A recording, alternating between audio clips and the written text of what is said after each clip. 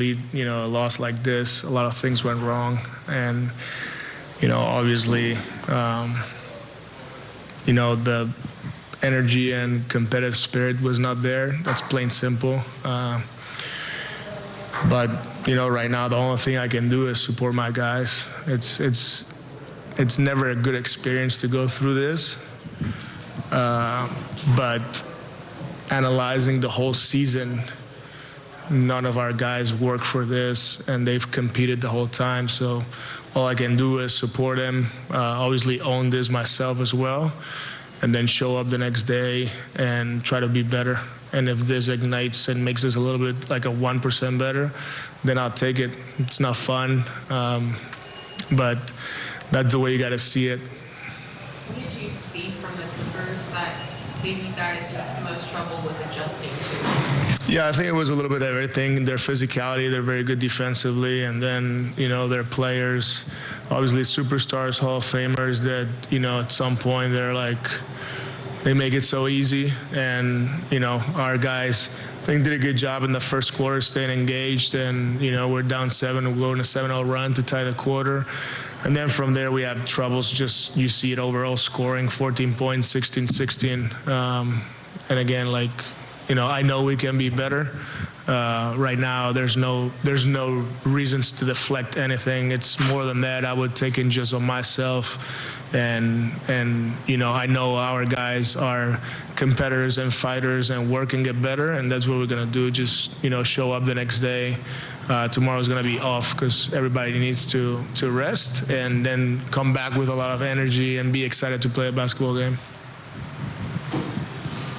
Yeah.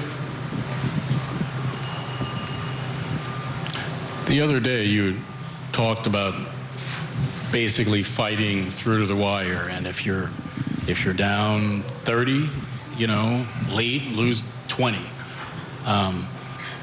But this game went the other direction, clearly. Just how galling is it to see, despite the fact that all throughout the season you guys have been shorthanded and played without players and still found a way to scrap and keep games in contact? How frustrating was it to see them kind of let go of that rope tonight?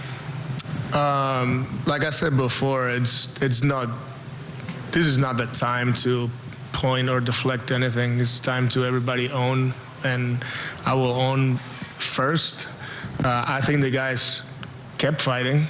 I don't think that they quit, and it's one of those days that you don't do anything right, you don't have the right energy and togetherness, but you try, and you just need a little bit more focus and, all these things. And like you said, we've always fought through the end, cut leads, competed, and I am proud of this group of guys, and I know they'll show up and work the next day. So it's all we can do right now is have a positive but also a competitive mindset where this has to hurt and you don't want to be in this situation again.